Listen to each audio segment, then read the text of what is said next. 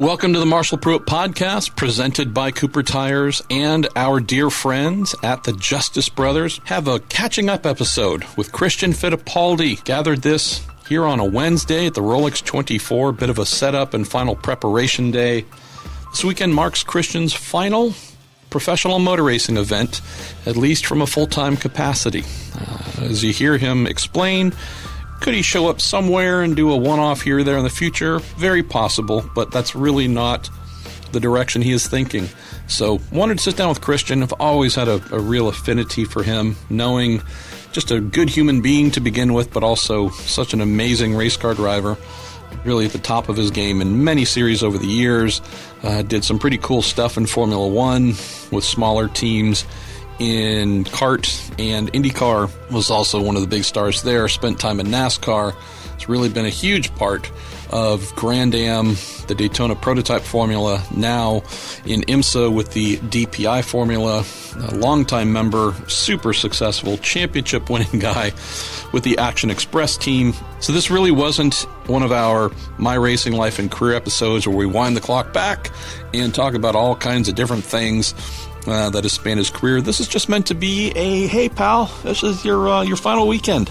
What are you thinking? What are you feeling? What's your mindset? We also spoke about what he will be doing once he is done on Sunday and climbs out of the cockpit for the final time, that Cadillac DPI VR, and his ongoing role, the new role he will take with Action Express there. So just about a 20-minute, 25 minutes here or so with Christian, and hope you enjoy it. I know I really did. There were some really cool insights that he shared here. Also just understanding, for those of us who've been around for a little while, we tend to go through 2, maybe 3 career changes, major career changes in life, knowing that at 48 years old, Christian is now heading into what could be really his final career switch. Interesting to hear that, just, man to man, human to human, not so much just race car driver. So I hope you enjoy this. He is, so glad that we have him, that we will continue to have him in the IMSA paddock, even if he is not wheeling around that awesome number 5 Cadillac for Action Express anymore. All right, well, let's get going with Christian Fittipaldi, catching up with our man from Brazil, brought to you by the Justice Brothers and Cooper Tires.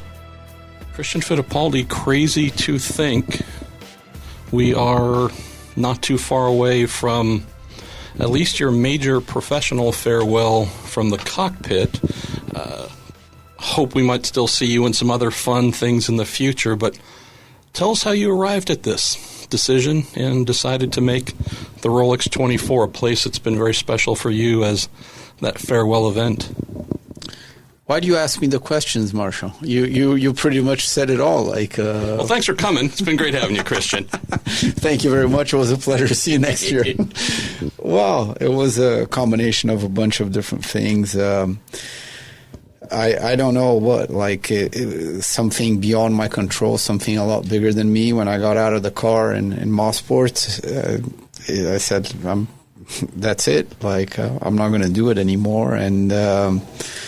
And was it an enjoyment thing, or you just turned enough miles where... I think it was... I threw a lot of things in the bag, and then this bag got bigger and bigger.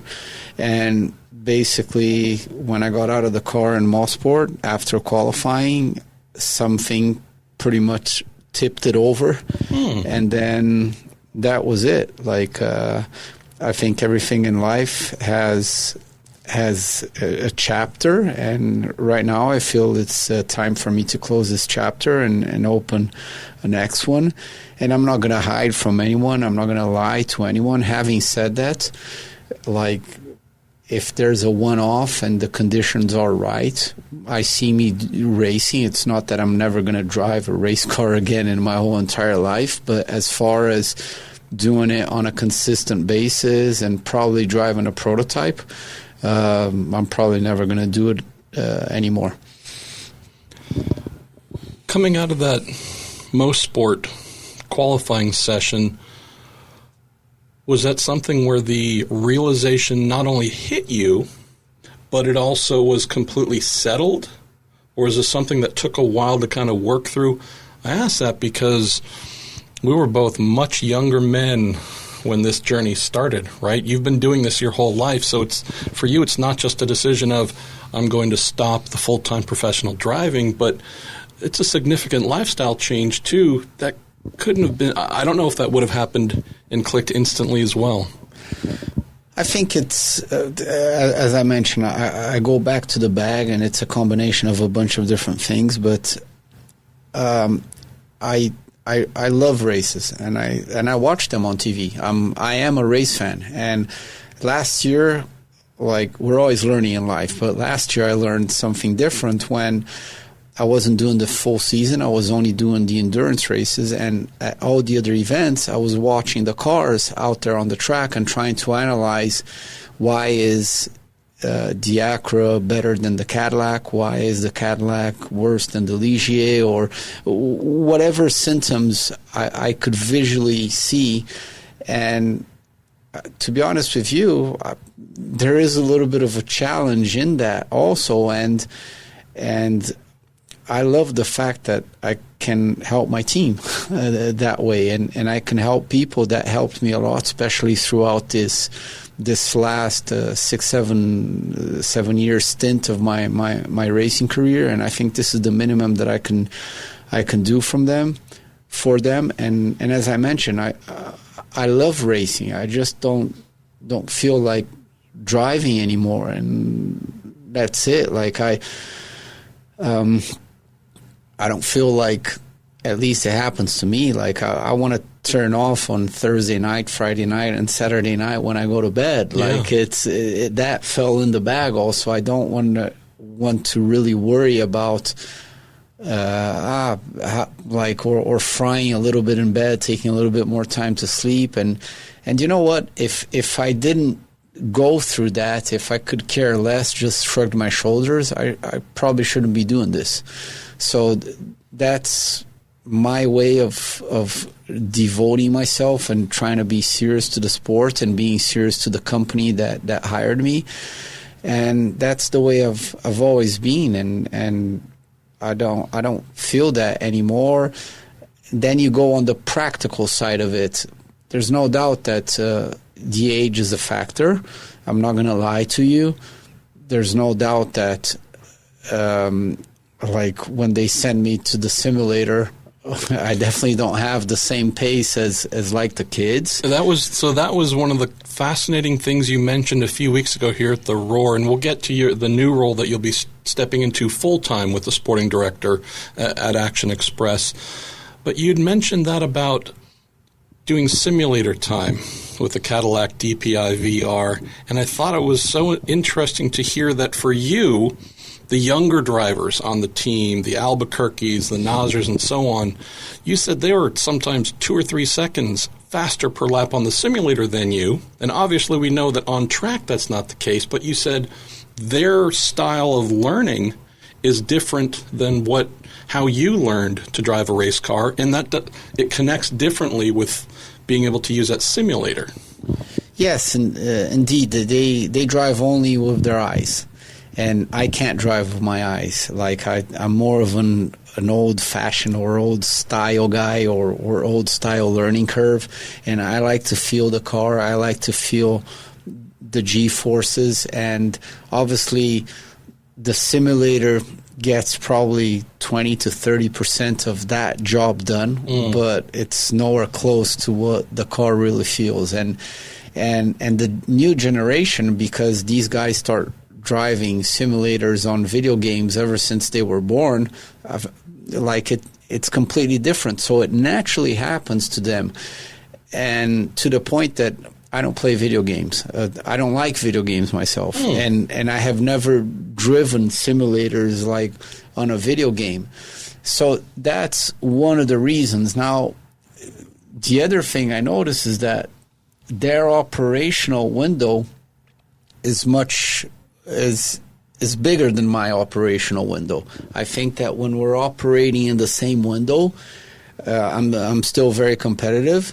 But when the car is outside of my operating window, they pretty much, I'm talking about the kids, they pretty much shrug their shoulders and say, okay, it's a little bit oversteery, but I can drive it. Wow. For me, it's a little bit oversteery, but I'm uncomfortable. I can't drive it. It's not that I'm scared. I can't go on the gas pedal. It's but decades of physical reaction inputs that you've developed are telling you something that for them, they've developed different in inputs. A different way. And even the way they set up the car, like it's different. I think it goes from generation to generation, and it keeps changing. And if we're definitely going to, hopefully with you, with your program, you're going to look back 20, 30 years from now, and the kids, which are the current kids right now, are going to be answering you the same question that you just asked me, because there's no doubt that Emerson, Rick Mears, Ray Hall, like all these guys, even go back further, like Mario, they drove the car in a certain way.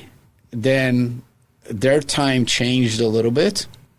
Then it went through maybe Michael, Zanardi, Tracy, me, like Dario, like all the guys that were out there. I think we had pretty much a 15, 20-year span, which was different, like the car, compared to what Emerson used to drive, compared to what Mario used to drive. And now the kids that are doing Indy cars right now, it's different again, like the way they set up the car, the way they prepare for the race.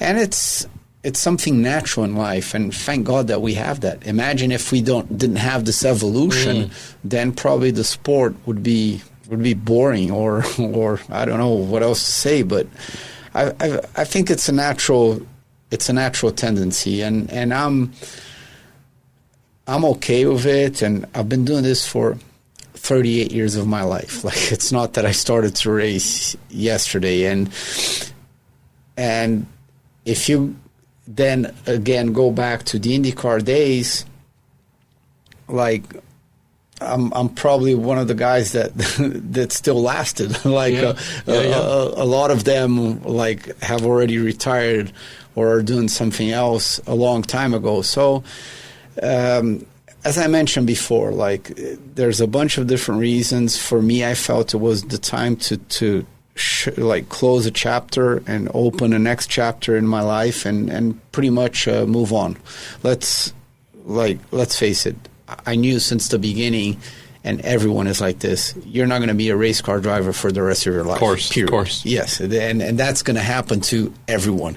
Even if you get the most talented guy there, even like if Senna was still here with us, like at one day or at one point, his journey inside a race car would come to an end. Sure. So I decided that now is the right time for me to come to an end.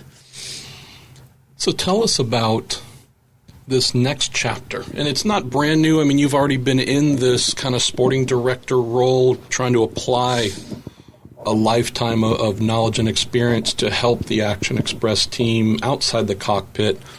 What's the day-to-day picture like for you of what this next phase will be like? Is it going to be a 9 to 5 on the shop floor kind of thing? No. How are you going to do this? It's definitely not a 9 to 5 thing on the shop. I'll be coming to all the races. I'm working for Cadillac at the same time. I'm working for the team, and I'm working for example, Mustang Sampling, our sponsor for various years. So, believe it or not, my schedule is probably going to be more busy than what it was only as a race car driver. We're still in the transition phase right now because, like, I'm here to drive the car to the best of my ability and to see if we can win the 24 again. And then when I go to Sebring, I turn the page and it's something completely different. And as you mentioned, my role over there is try to help the team as much as I can from what I see from the outside, even with the cars being on the track or with things that I spot on the pits going up and down and looking at the competition and why do they have that and we don't have that, why do we have this and they don't have that, trying to understand that.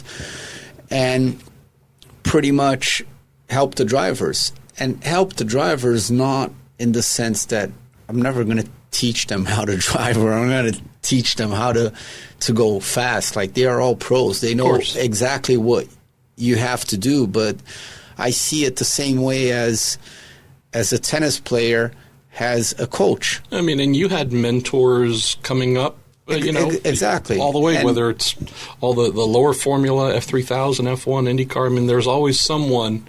I know it could have even been a teammate. Or my dad, or like my dad, especially like in the beginning for many, many years. And it's not that, okay, now I pulled them to the side or I talked to them. It's something completely more relaxed, and maybe we get into the conversation when we're having dinner, prepping for the next day, and then we're talking, and coincidentally I saw that, let's go back to the Penske or the Acura again. I saw that they brake a little bit deeper, but they are later on the power, and then I just planted a seed in their mind, just looking to explore different opportunities out there. And let's say, look at it the other way. The season is a 10-race event. If I manage to transmit something to them that could help them and could make them go 0.2 per lap faster, and that could change the outcome of the race, not because I was driving. I'm not going to be doing that, but because those 0.2 help them throughout the race. If I do that like 2 times per year, we're talking about 20% of the championship. Yeah. Like that's a lot. So see if you can do that early in the year. Maybe you can take the rest of the year off. Just a really nice vacation. So I think it's a combination of a bunch of different things, and the way nowadays I look at things in racing at 48 years old is definitely different than how I was analyzing them when I was 25. It's like Carl always used to tell me. Carl Haas. Yeah, he looked at me and he said, "Oh, I wish I had your body with my experience." Like, that was all the time. That was classical. Two things I've never had said to me, but I understand why. Well, but I think that's what I appreciate in this direction that you're taking, Christian. I mean, you've been very successful in your career. You've driven for a long time. You've been smart financially. You are a businessman as well, trying to develop, more things for yourself, not just earning a paycheck from driving a race car. And you have the opportunity to walk away altogether if you want. But I love the fact that the racing DNA within you says, okay, I'm a racer. I might not be doing this one thing you've known me for after the end of the Rolex 24, but I still want to be a part of this and get really heavily involved. We see a lot of people here every year at the Rolex 24. Oh, there's good old Fred. We haven't seen him in 20 years. Great to have you back. Then there are folks like yourself or our pal Dario Franchitti, who, again, the racing is so much a part of who they are that, okay, the driving side isn't it, but guess what? I can do something over here that I enjoy. But from that, do you anticipate feeling similar sensations of fulfillment, enrichment, value systems, turning that perfect lap, winning that race? That's the thing that we know every driver is just filled with emotions. Any feeling yet as to whether this new, more background role is something where you can still feel that same sense of either a rush or pride? What do you think? That's a pretty good question that I'll only be able to answer you in a couple of months down the road, and hopefully we'll bump into each other, and then I'm going to answer you that question. I don't know yet, but I think so. Yes, it will fulfill me, because that's the intention I have. Because, as I said, like, even when I'm at home not doing anything, I watch TV, I watch racing. You're thinking about it. I'm thinking about it, yeah. And I like to see cool moves. I like to see interesting stuff that happens during races. And then when, for example, people text me or tweet me, what did you think about this or that? I voice my opinion. If it's right or wrong, I don't know, but I'm giving my opinion, period. We're old enough to where we don't really care about that anymore. Yeah, exactly. So I think so, yes. And this new role or this new direction that I'm taking can also lead to other things in the future, and other bigger things in the future still involved with racing, but I'm pretty much taking one step at a time. I'm not like diving in a swimming pool with like, okay, I'm full blown in the deep end of the pool. I'm going to dive and I'm going to see what I can get out of it, and I have to do everything at once. Exactly what you mentioned. I don't have to do everything at once. Now I have time is on my side, because for the rest of the second part of my career involved with racing, now I have time. It's as if I'm being reborn all over again. Like I can even go down the road like running a team or maybe having a team or this or that. No matter what I do, I have time, because I can do that when I'm 55, when I'm 60, when I'm 65.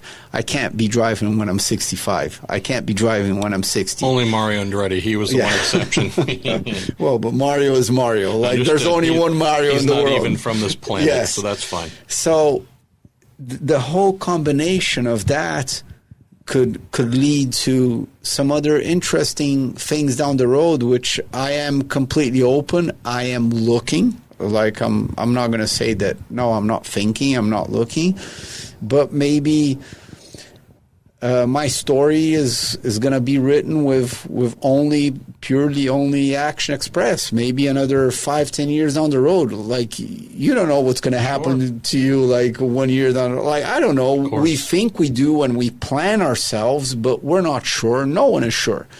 So I don't know. It can go so many different ways. And if I didn't want to be involved with racing, I would have been out of it already. Like, right now, as soon as I'm quit driving, I would have, whatever. What am I going to do? I'm going to fish. I'm going to do this. I'm going to mess around with computers. I'm going to try and get a proper job, like from 9 to 5. But it would have been something different, which I'm definitely at the moment not taking that route. Hi, I'm Christian. Can I take your order? That doesn't have a good ring to it, my friend. Well, let me ask two things to close here, Christian. So you announced a little while back that, hey, this is going to be my final event, my, call it farewell event from the cockpit at least. What kind of feedback did you get? What kind of calls or texts did you get from your friends, whether it's old teammates, an Andretti, a Franchitti, whomever? I mean, again, your career spans Formula One, IndyCar, NASCAR. I mean, ice racing might be the only thing you haven't done. What was the response like from some of your friends? I think it was, all of them was very positive. If I can use the word proactive, I don't know if it's a correct description for what you just mentioned, but I didn't have anything negative. And in actual fact, I got a bunch of comments saying that, wow, but you're still too young. Like, you could still carry on a little bit more. Yes, I have to admit, yes, I could have carried on a little bit more, but then you start going into another phase of your life, because then you start running into another level where you're not probably as competitive. So you start running different classes, and then you start getting bumped lower, and then suddenly when you open your eyes, you're just pounding around in circles on a racetrack, and that's definitely something that I've ever told my dad that I would never do. Like, if I'm not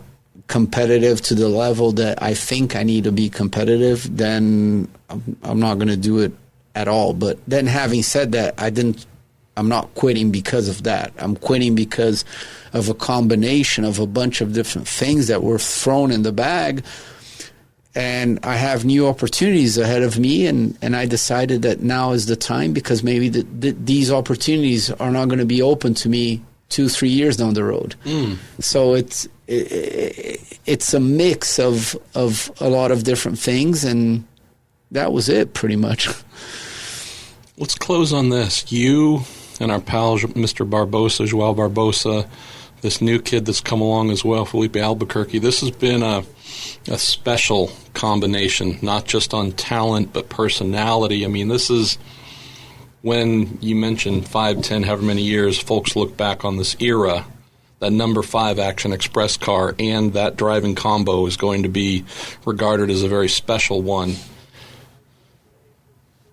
What are your thoughts going into this weekend? How do you approach knowing that you want to go win this race, leave here with another Rolex on your wrist, but also that, I know, that's a beautiful one right now. You want to go out on a high. You're here to do a job inside the car, but you also know my clock is winding down and being able to enjoy this in this exact capacity as a co-driver. You able to separate the two, enjoy it while knowing it's your last? How do you think you're going to approach this weekend? Well, I definitely promised that to myself, that yes, it's going to be a weekend full of emotions, and I'm not going to lie to you, but at the same time, I'm not going to let these emotions drain me or suck me into a difficult situation. And I think one of the things that I've been very good at throughout my whole life was pretty much separating the things. And even when I had a bad day outside of the track for any other reason in my personal life, I never let that, I never dragged it inside of the track, and vice versa. I always tried to separate everything. And I definitely promised to myself that I wasn't going to do it. Yes, it's my last race. Yes, it's going to be emotional. I'm not going to lie. But I have a job, and I am a professional, and I have to fulfill requirements, and I have to fulfill expectations.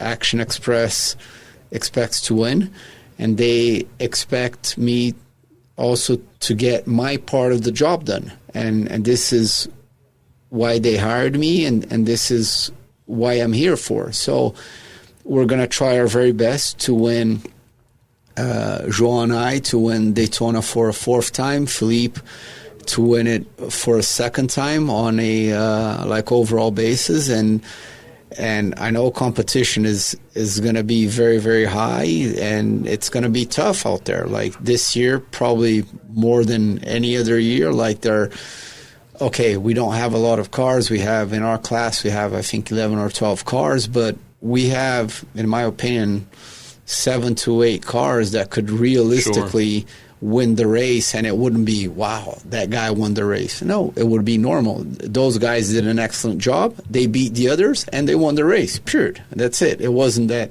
something completely unusual happened. So we're trying to definitely, or I'm trying to finish on a high, and Action Express is here to win it like another time. Having said that, the whole group is awesome. Like, what can you say? Okay, maybe we don't have,